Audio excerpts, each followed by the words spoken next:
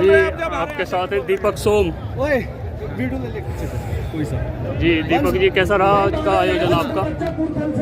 बढ़िया रही पंचायत। क्षत्रिय महाकुंभ बुलाया गया था। आदरणीय ठाकुर पूरण सिंह जी के द्वारा, राष्ट्रीय अध्यक्ष हैं किसान मजदूर संगठन के, उनके सभी कार्यकर्ता पदाधिकारी सब लोग इसमें लगे थे।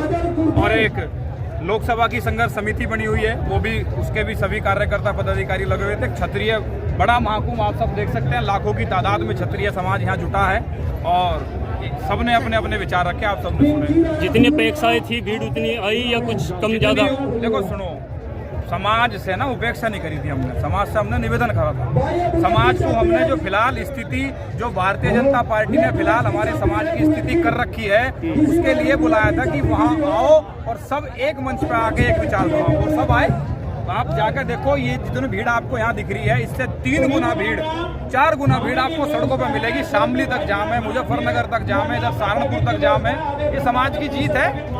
अंतिम निर्णय लिया आपने कि जो भारतीय जनता पार्टी को हराए उसको वोट दे। ये कैसे पता चलेगा किस सीट पर कौन किसको हरा? अंतिम निर्णय, पहली बात तो ये नहीं कि मैंने लिया, अंतिम निर्णय लिया समाज ने। जी जी, अंतिम निर्णय समाज की कमेटी ने, समाज के जिम्मेदार लोगों ने प्रस्ताव रखा कि जहां जो प्रत्याशी भारतीय जनता पार्टी के प्रत्याशियों को हरा रहा है उसे वोट दिया जाए। आपकी बात का, आपके सवाल का जवाब कि ये कैसे पता लगेगा कि वहाँ कौन है, ये तो सबको पता। बहुत सी जगह त्रिकोणीय मुकाबला होता है, जैसे कैराना लोकसभा है, जहाँ त्रिकोणीय मुकाबला है ना, वहाँ राजपूत समाज सक्षम है त्रिकोणीय मुकाबले को दो के बीच में लाने के लिए, क्योंकि हम हर सीट पर लाखों की संख्या में हैं। जहाँ हमें दिखाई दे रहा कि त्रिकोणीय मुकाबला है, वहाँ हम उसे 2 के बीच में करने में सक्षम है, तो इसलिए वहाँ समाज निर्णय लेता रहेगा हर सीट पे। कैराना पर कैसा मुकाबला दिख रहा है आपको? कैराना पे देखो, कैसा क्या, चुनाव रेत की दीवार हो, चुनाव कौन जीत जाए कौन हार जाए कुछ नहीं पता हो।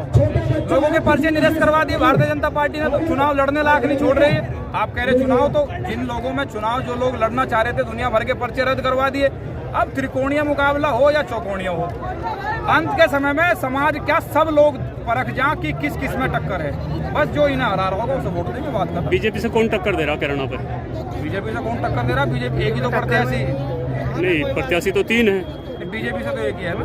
नहीं, बीजेपी के कैंडिडेट को कौन टक्कर दे रहा? नहीं, अरे अभी इस बात को अभी लिख के दे दो, अभी 12 दिन है भाई चुनाव में, अभी वो तो एक दिन में चुनाव बदलेगा। इस पंचायत, ये जो पंचायत हुई है, इस पंचायत से चुनाव की दशा और दिशा तय होगी।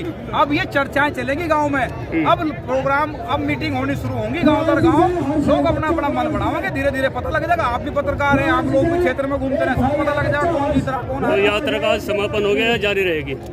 नहीं, यात्रा का समापन यहाँ हो चुका है।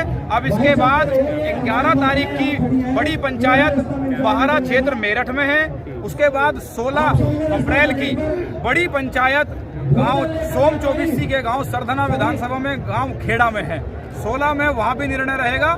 और सभी को मैं आपके चैनल के माध्यम से निमंत्रण करता हूं कि सभी क्षत्रिय बंधु 16 तारीख में खेड़ा सोम चौबीसी के गांव में भी जरूर आएं। वहां की जो मुजफ्फरनगर लोकसभा है उसके बारे में भी वहां निर्णय लिया जाए। मेन टारगेट आपका?